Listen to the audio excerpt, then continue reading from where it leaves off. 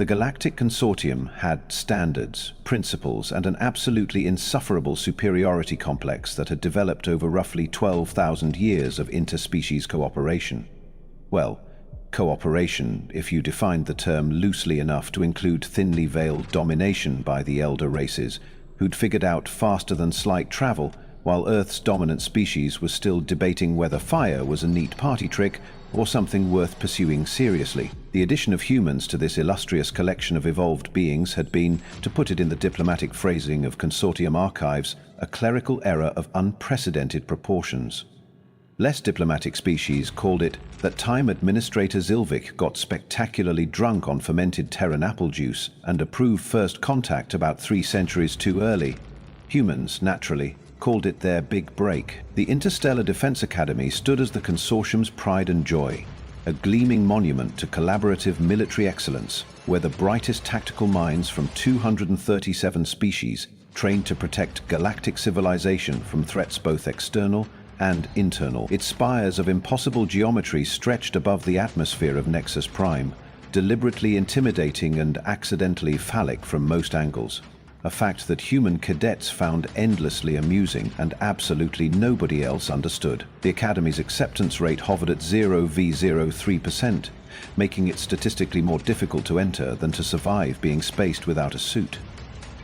Yet somehow, humans kept getting in. Not many.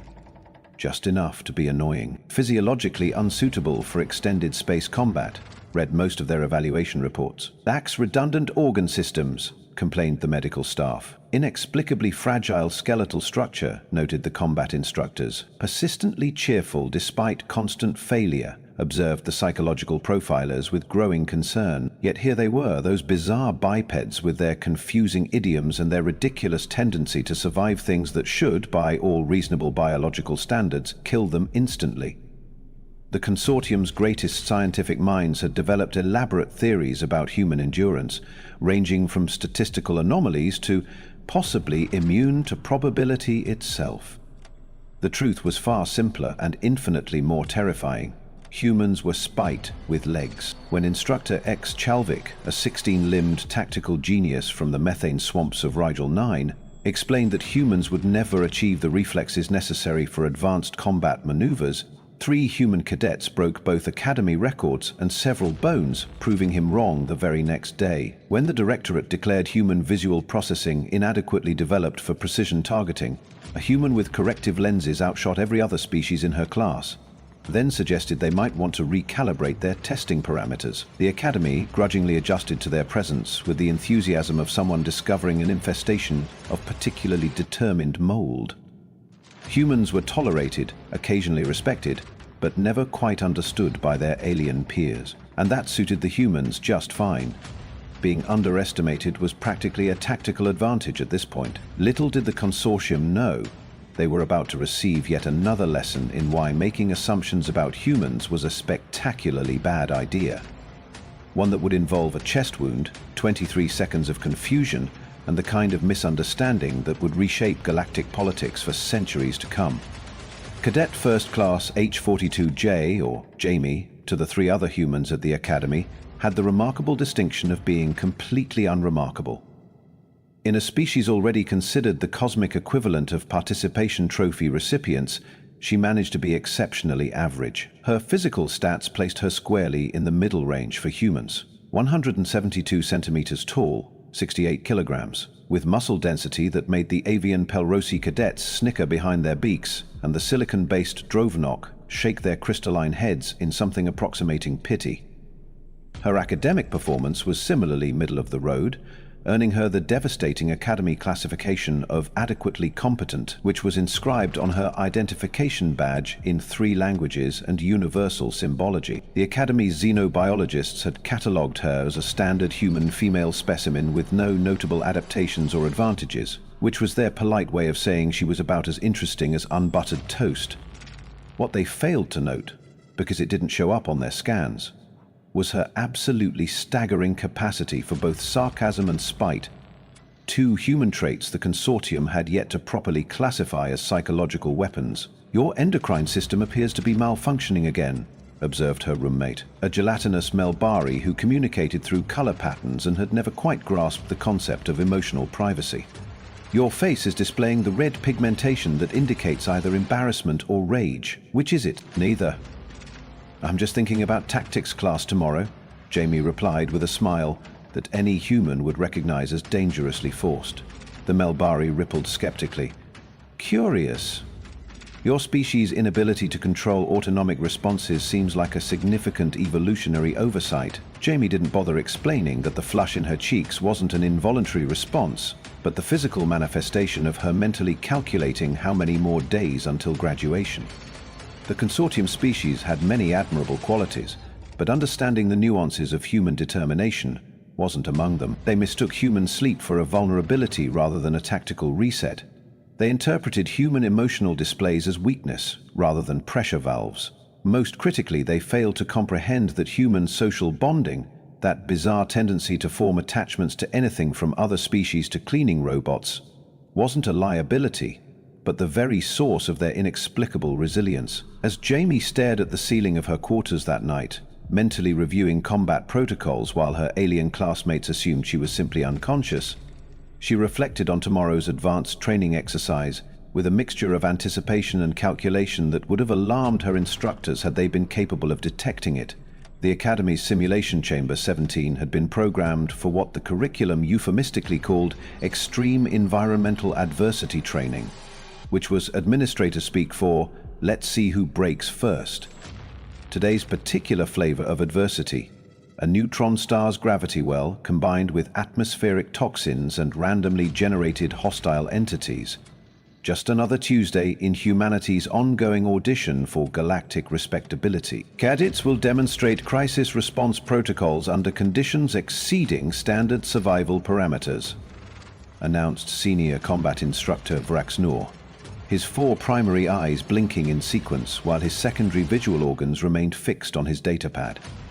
The Heshtari instructor's scaled exoskeleton gleamed under the chamber's lights, polished to a shine that suggested either exceptional personal grooming habits or, more likely, exceptional personal vanity. Vraxnor's rise through Academy ranks had been meteoric, propelled by both genuine tactical brilliance and an uncanny ability to take credit for his subordinates' achievements. His antipathy toward human cadets was legendary, though he insisted it was merely objective assessment of physiological limitations. The fact that 2 humans had previously outperformed his expectations and therefore damaged his pristine reputation for predictive accuracy was purely coincidental to his dislike of the species. Purely. Each cadet will face individualized challenges calibrated to species-specific capabilities, Vraxnor continued, his secondary mouthparts clicking in what humans had learned to recognize as smug satisfaction. The chamber will adjust difficulty dynamically based on performance metrics. Translation: fail fast enough and the simulation might take pity on you. Jamie stood at attention among 23 other final-year cadets representing 17 species, all arranged in a perfect geometric formation that somehow managed to place her directly in Vraxnor's line of sight. Not coincidence. Cadet H-42J, Vraxnor's primary voice resonated while his secondary vocal apparatus whispered something that made nearby Heshtari cadets twitch their antennae in amusement. You will demonstrate the evacuation protocol for Class 7 gravitational anomalies. A murmur rippled through the formation. Class 7 was typically reserved for species with natural gravitational resistance or technological augmentation, neither of which humans possessed. Sir, Jamie responded with flawless protocol. Standard human training limits gravitational stress to Class 5. Are you questioning instruction, Cadet? Vraxnor's scales flushed a threatening crimson. No, sir. Requesting clarification of parameters, sir. Parameters are as stated, unless, his mandibles clicked in what passed for a Heshtari smile, you wish to invoke Article 12 and withdraw from the exercise, citing biological inadequacy. Article 12, the Academy's version of surrender, would mean automatic demotion and potentially expulsion. No human had ever invoked it. The unspoken agreement among human cadets: better to fail spectacularly than surrender preemptively. No, sir.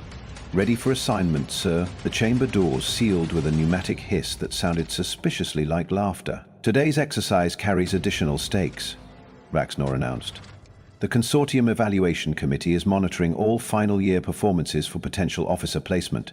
Top performers will be considered for prestigious postings aboard the new Vanguard-class vessels. The Vanguard fleet, cutting-edge ships assigned to first contact scenarios and unexplored sector reconnaissance. Career-making assignments that no human had ever received. As cadets dispersed to their simulation pods, Vraxnor's primary eyes narrowed at Jamie. Cadet H42J, you've been reassigned to Simulation Pod 23.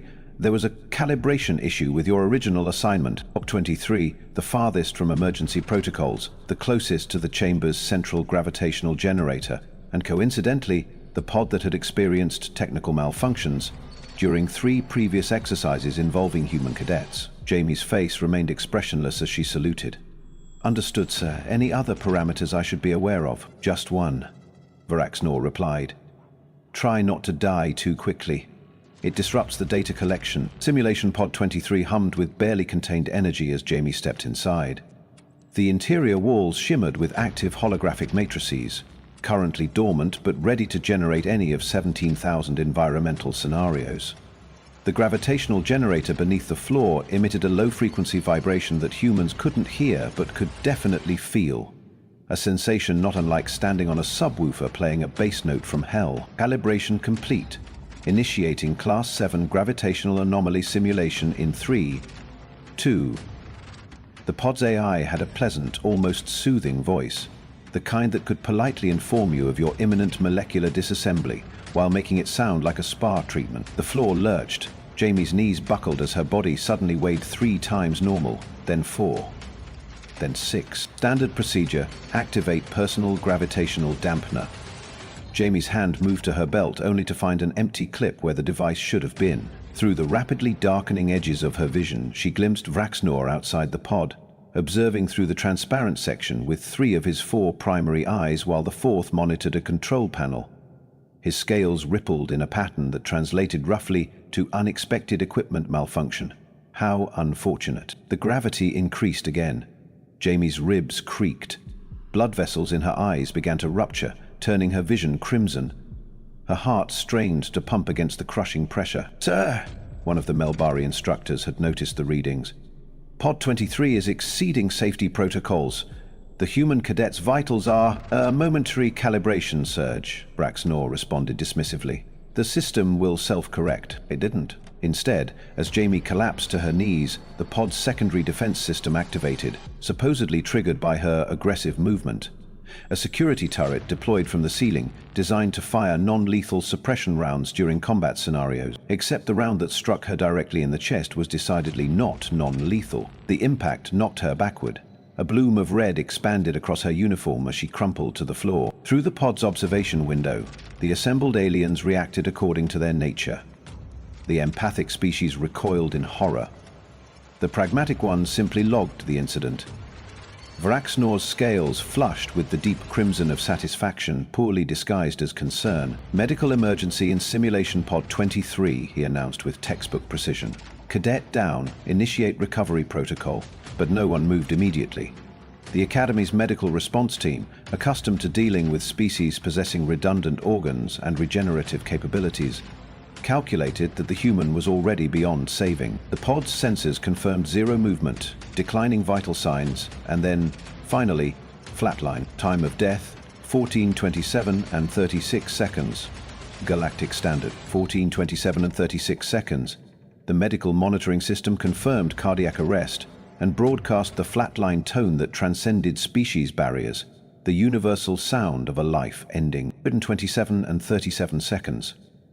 Vraxnor began dictating the incident report, his secondary vocal apparatus already composing phrases like unfortunate equipment malfunction and inherent physiological vulnerabilities. 14:27 and 38 seconds. The Melbari instructor initiated emergency shutdown protocols for Pod 23, their gelatinous form pulsing with distress patterns. 14:27 and 39 seconds. 3 different monitoring systems detected an anomaly, a microscopic electrical impulse where there should have been none. The reading was automatically filtered as instrument error. 14:27 and 41 seconds. The Academy's AI system, processing at quantum speeds, flagged the incident for review but calculated a 0.003% probability of survivability based on wound characteristics and human physiological data.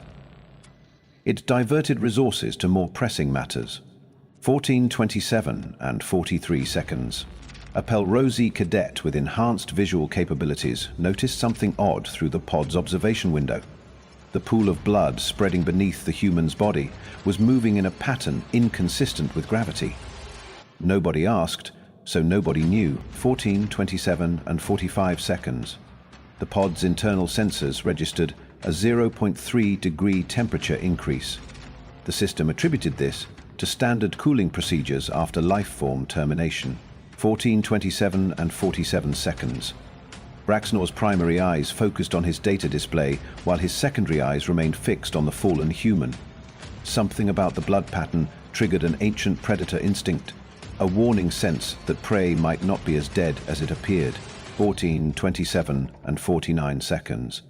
The Heshtari instructor dismissed the feeling as primitive biological residue, irrelevant to the sophisticated modern being he considered himself to be. 14:27 and 51 seconds. The medical team finally arrived at Pod 23, moving with the unhurried efficiency of professionals who knew they were retrieving a corpse rather than saving a life. 14:27 and 53 seconds.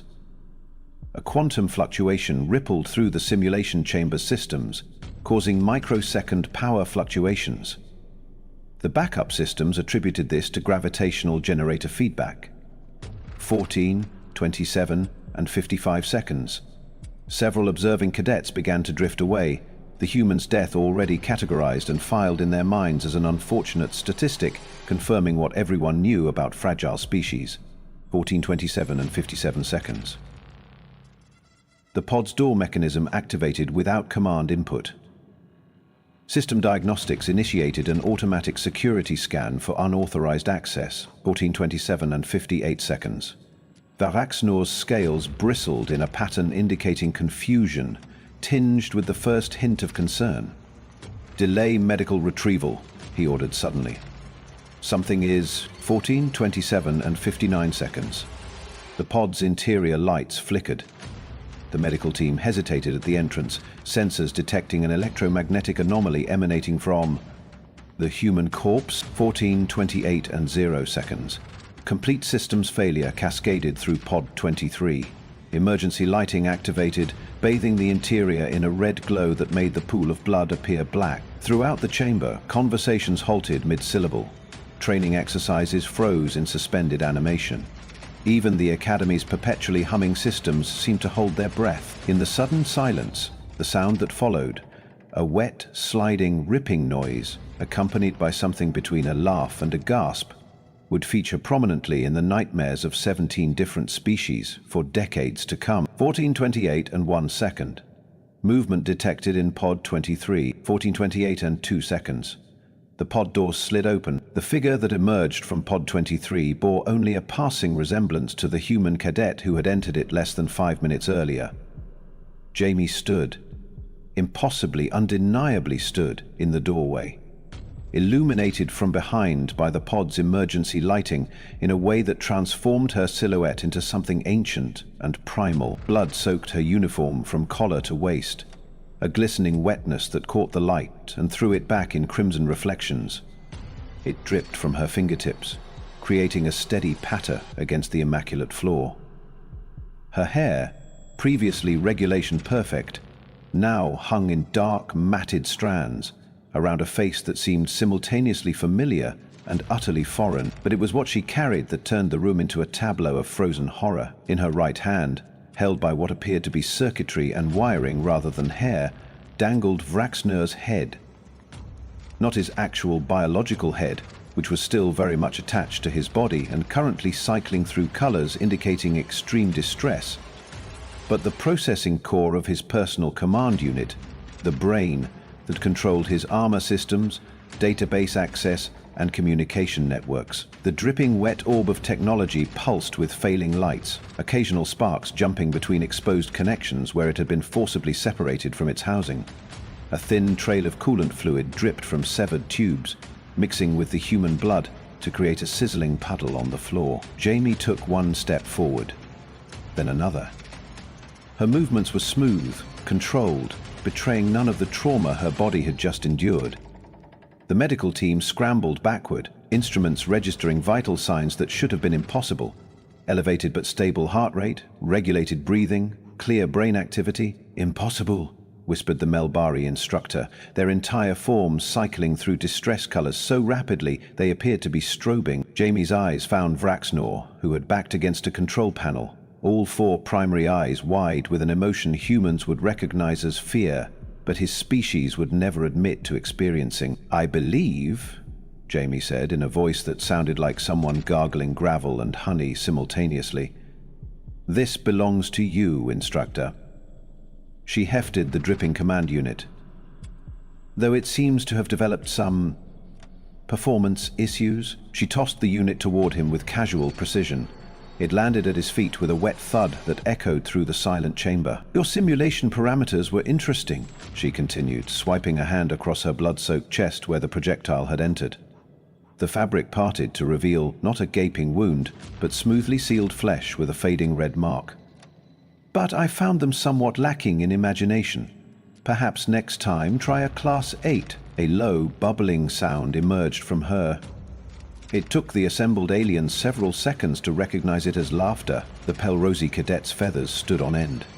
The silicon-based Drovnak vibrated at frequencies indicating extreme distress. Even the normally unflappable Heshtari students had backed against the far wall, instinctively putting distance between themselves and the blood-covered human. How? The question finally broke from Vraxnor's primary vocal apparatus while his secondary mouth remained frozen in shock. Jamie's smile was all teeth and no warmth. Didn't anyone tell you? Humans have this funny little adaptation, something about... She tapped her chest thoughtfully, leaving a perfect bloody fingerprint over her heart. Extreme environmental resilience. She stepped fully into the light, and the assembled Academy members finally saw the full extent of her condition. Blood covered nearly every inch of her, but it was moving, sliding across her skin in patterns that defied gravity, collecting in symmetrical formations before dispersing again. Now then, Jamie said, straightening her ruined uniform with meticulous precision. I believe the exercise is incomplete. Shall we continue with the evaluation, or would you prefer to record this as another equipment malfunction? No one answered. No one could. The Academy's emergency protocols activated with spectacular efficiency, just 23 minutes too late to be remotely useful. Security personnel surrounded the simulation chamber. Medical specialists from 17 species stood by with equipment calibrated for everything from silicon-based life forms to methane breathers. The Academy director himself, a being of pure energy contained in an exosuit of impossible technology, hovered at the periphery of the gathered crowd. Jamie sat calmly in the debriefing chamber, still covered in drying blood that continued to behave in ways blood simply shouldn't. Occasionally, droplets would rise from her skin, hover momentarily, then reabsorb into her uniform. Perhaps, suggested the director's modulated voice, you could explain what occurred in Simulation Pod 23. Certainly, Jamie replied with the polite deference of a cadet addressing a superior officer, as if she weren't sitting there looking like the aftermath of a slaughterhouse explosion. I was shot in the chest with a modified anti-material round that should have killed me instantly. Instead, it triggered my emergency nanite deployment. The assembled aliens exchanged glances of confusion. You're... what? The director's energy form pulsed with incredulity. My emergency nanite deployment, Jamie repeated slowly, as if explaining basic arithmetic to particularly dense children. All human cadets at the Academy are equipped with them. Standard procedure for any species with insufficient natural defensive capabilities, as per Regulation 5291B. The Drovnak administrator hurriedly accessed the regulation database, crystalline appendages clicking across holographic controls. Regulation 52991B states that species classified as Category 3 or below on the biological resilience scale may augment natural capabilities with approved technological adaptations during Academy training. Precisely, Jamie nodded. Humans are Category 2.7, but the Melbari instructor's colors shifted in patterns indicating deep confusion. Human cadets have never registered as having technological augmentation during standard scans.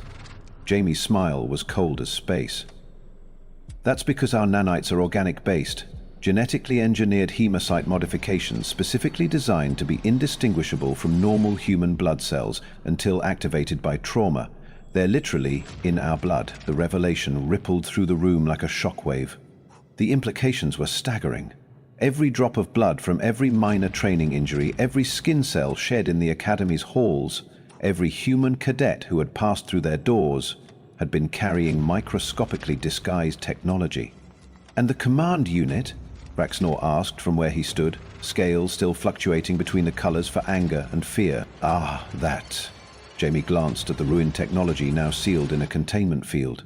When the nanites deployed to repair the damage to my chest, they identified the source of the attack.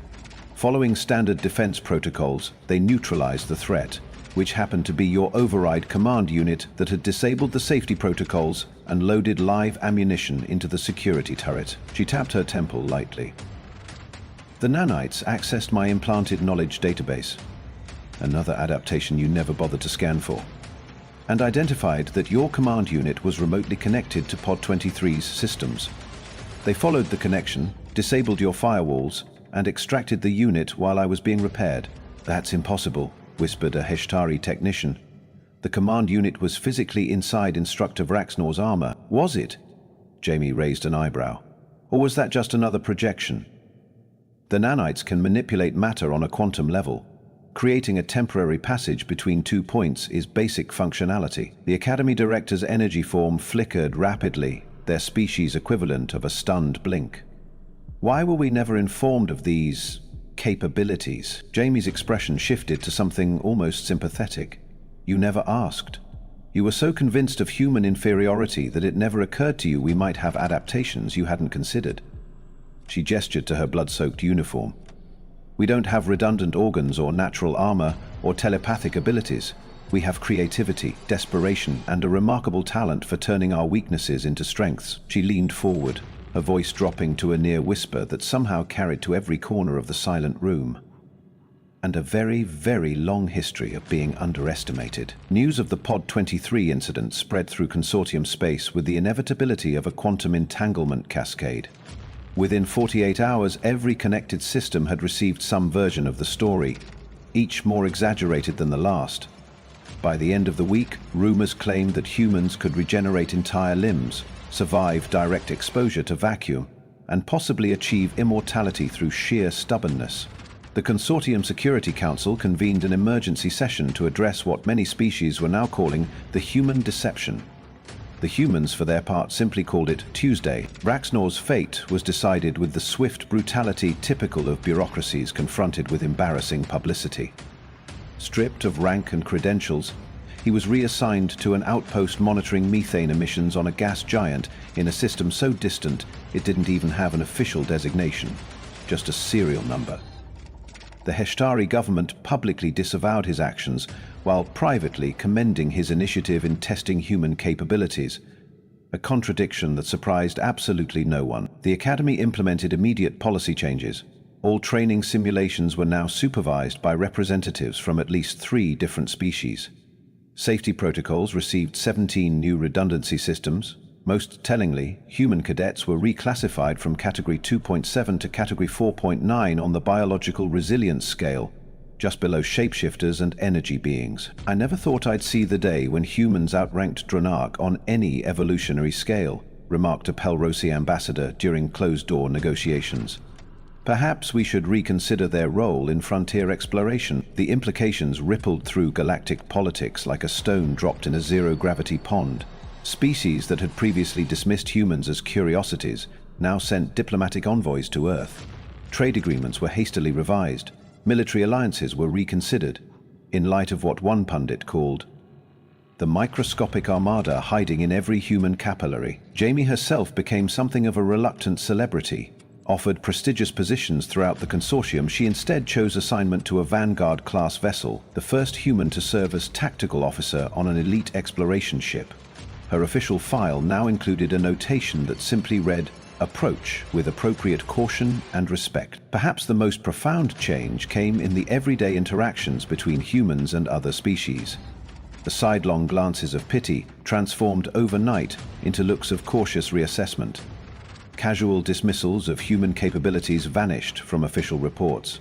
Instructors who had previously assigned humans to support roles now requested their input on combat strategies. "They're not actually afraid of us," one humid diplomat explained to an Earth journalist.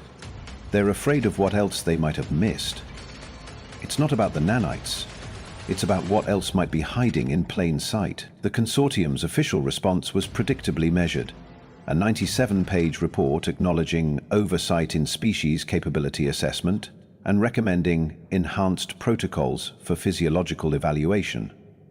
The unofficial response was far simpler and spread through every level of consortium society in whispered conversations. "Watch the humans. Watch them very carefully. And whatever you do, don't make them bleed." 3 standard galactic months after the Pod 23 incident, the Interstellar Defense Academy installed a new plaque at the entrance to Simulation Chamber 17. Unlike the ostentatious monuments celebrating the achievements of elder races, this one was small, easily overlooked, and inscribed with a single human phrase: "Assumptions are the mother of all mistakes." The consortium had existed for 12,000 years, spreading across 17 galactic arms, encountering hundreds of species and developing technological marvels that bordered on the miraculous. Yet somehow they had failed to learn the most fundamental lesson of evolutionary biology. Adaptation hides in plain sight, and necessity breeds innovation far more effectively than comfort ever could. Humans, those bizarre bipeds with their confusing idioms and their ridiculous tendency to survive things that should kill them instantly, had delivered that lesson in the most dramatic way possible, by bleeding all over it. The irony was exquisite. Administrator Zilvik's clerical error of unprecedented proportions in approving first contact about 3 centuries too early hadn't been an error at all. It had been precisely on time. Any earlier, and humans wouldn't have developed the nanite technology that now made them valuable allies. Any later, and they might have developed something far more concerning than defensive blood cells. As for Jamie, her service record would eventually include first contact with 11 previously unknown species, tactical innovations that rewrote Academy textbooks, and a peculiar note that she insisted be added to her official biography. Has never experienced a fatal injury. Not even once. The Galactic Consortium had standards, principles, and an absolutely insufferable superiority complex that had developed over roughly 12,000 years of interspecies cooperation. Now, they had something new, a healthy dose of humility, delivered in a package roughly 172 centimeters tall and still occasionally trailing droplets of blood that didn't behave quite the way blood should.